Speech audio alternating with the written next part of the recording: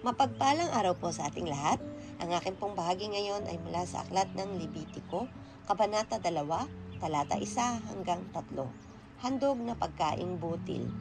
Kung may maghahandog ng pagkaing butil kay Yahweh, ang ihahandog niya ay ang mabuting uri ng harina. Bubuhusan niya ito ng langis ng ulibo at bubudburan ng insenso bago dalhin sa mga pari. Ang paring namumuno sa paghahandog ay dadakot ng harina, kasama ang langis at lahat ng insenso para sunugin sa altar bilang tanda na ang lahat ng ito'y inihandog kay Yahweh. Ang usok nito'y magiging mapangong samyo kay Yahweh. Ang matitira sa handog na pagkaing butil ay para kay Aaron at sa kanyang mga anak. Ito ay ganap na sagrado sapagkat ito'y bahagi ng pagkaing handog sa akin. Amen. Mapagpalang araw po sa ating lahat. Narito po ang aking daily devotion sa Book of Levitico chapter 2, verse 4 to 6. Kung luto sa pugon ang handog na pagkaing butil, kailangang ito yari sa mabuting uri ng harina at walang pampaalsa. Maaari itong masahin sa langis at lutuin ng makapal o kaya'y lutuin ng manipis at pahiran ng langis.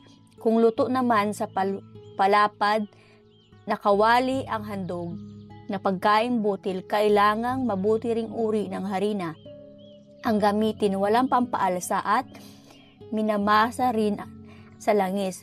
Pagpira-pirasuhin ito at bubuhusan ng langis, ito'y isang handog na pagkaing butil.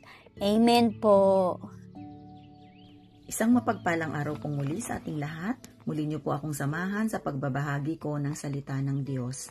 Sinasabi po dito sa 2 kabanata ng Levitico, versikulo 7 hanggang 10. Kung luto naman sa kawali ang handog na pagkain, kailangan din ang mabuting uri ng harina at langis ng olibo. Ang mga handog na pagkain ay dadalhin sa saserdote. Dadalhin naman niya ito sa dambana.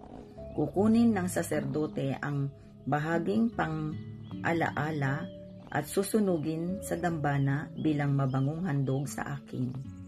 Ang matitira ay para kay Aaron at sa kanyang mga anak. Banal ito pagkat bahagi ng handog kay Yahweh.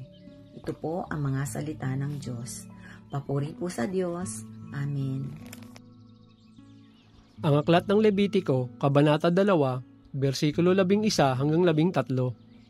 Huwag kayong maghahandog kay Yahweh ng anumang handog na pagkaing butil na may pampaalsa, sapagkat hindi kayo dapat magsunog ng pampaalsa o pulot kung ito ihahandog sa akin.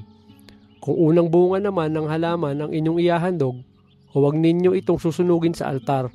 Titimplahan ninyo ng asin ang lahat ng handog na pagkaing butil. Huwag ninyong kakalimutang lagyan ng asin ang inyong handog na pagkaing butil, sapagkat ang asin ay tanda ng inyong kasunduan kay Yahweh. Kaya lalagyan ninyo ng asin ang lahat ng handog. Ito ang salita ng Diyos. Amen.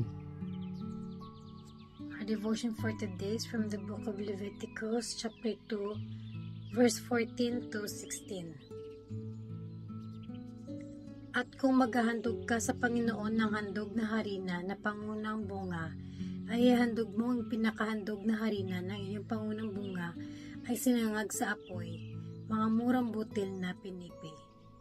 At bubuhusan mo ng langis yaon, at lalagyan mo sa ibabaw ng kamangyan, yaon ngay handog na harina. At susunugin ng saserdote na nakaalala niyaon, ang bahagi ng butil na pinipi at ang bahagi ng langis, pati ng buong kamangyan niyaon, handog sa Panginoon na pinaraan sa apoy. This is the word of God.